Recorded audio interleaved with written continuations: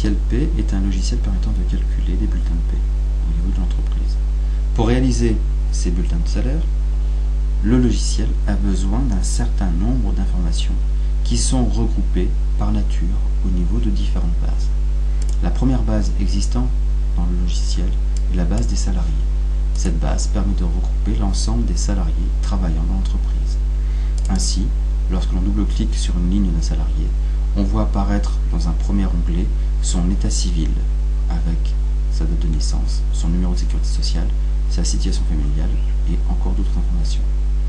On peut voir apparaître aussi son affectation, à savoir dans quel établissement il travaille, quel emploi il occupe et à quel service il est rattaché.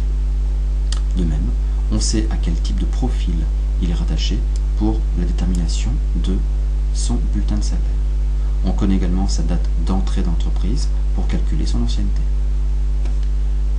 On connaît également la convention collective au niveau de l'onglet salaire à laquelle est rattaché ce salarié, pour permettre ainsi de savoir quels sont ses droits et obligations. On connaît finalement quel est son salaire de base, le nombre d'heures par mois et d'autres informations. Les congés payés sont également déterminés au niveau de la fiche du salarié, à savoir le nombre de congés dus et le nombre de congés pris. Sa banque, qui servira finalement au niveau du virement du salaire. Les variables qui lui sont propres ou qui sont génériques, telles que le plafond de la sécurité sociale du salarié, le salaire mensuel de base, le nombre d'heures par mois, le taux horaire brut. On connaît également les informations concernant la déclaration annuelle des données sociales. Est-ce que c'est un contrat de temps réduit, temps plein, etc. S'il a un statut cadre ou non cadre. Et enfin, dans les divers, les éléments en termes de comptabilité. Quel sera le code, le compte utilisé et le compte pour le paiement. Autre base utilisée dans l'assiette P est la base des profils. Les profils représentent les différents modèles servant de canevas à la réalisation des fiches de paie. Ainsi, un salarié commercial aura pour profil commercial et donc aura une méthode de calcul différente par rapport à un non-cadre ou à un cadre. Dans les bases, on retrouve également les services, qui sont les lieux de rattachement physique des salariés au sein de l'entreprise. Pour chaque service, on voit apparaître éventuellement le nom d'un responsable. Dans les bases, on voit apparaître également les variables. Les variables sont les informations générales ou personnalisées auxquelles on va donner une valeur en particulier pour permettre le calcul du bulletin de paie. Ainsi, si l'on prend le nombre d'heures par mois, on voit que chaque salarié travaillera 151h67, à savoir 35 heures par semaine. Dans le même ordre d'idée, on voit que le plafond de la sécurité sociale est de 2773, spécifique ici aux salariés. Par contre, le plafond de la sécurité sociale, elle n'est pas spécifique aux salariés, mais sera également de 2773 euros. L'intérêt des variables est de donner une valeur spécifique ou globale aux salariés. On les utilise dans le calcul des rubriques. Les rubriques, on les retrouve au niveau de base, rubriques. Ces rubriques constituent des lignes au niveau du bulletin de salaire. On les retrouve avant le calcul du salaire brut et on peut les retrouver aussi après le calcul du salaire net imposable. Alors ces rubriques, elles reposent sur l'utilisation de différentes variables par le biais de formules de calcul. C'est le cas par exemple des rubriques heures supplémentaires à 110%.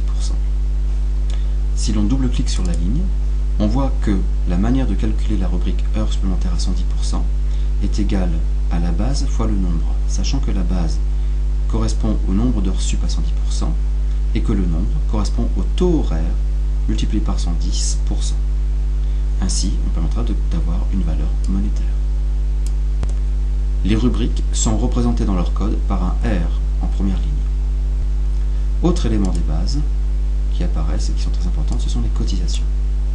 Les cotisations ont pour code et pour première lettre au niveau de leur code le C pour cotisation.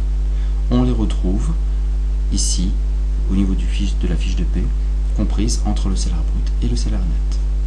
Ces cotisations reposent sur des tranches que l'on verra tout à l'heure et qui sont payables soit par le salarié, soit par le responsable de l'entreprise.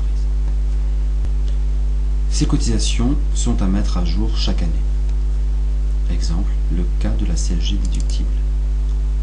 Ici, on voit que dans le cas des cotisations, la base servant de calcul est une tranche T. Cette base correspondra en tout cas ici à 97% d'une formule de calcul. Autre élément dans le calcul des fiches de paie au niveau des bases, ce sont les caisses. Les caisses qui représentent les organismes collecteurs des différentes cotisations. On y retrouve essentiellement l'ARCO, la CEDIC, la GIRC ou la PEC.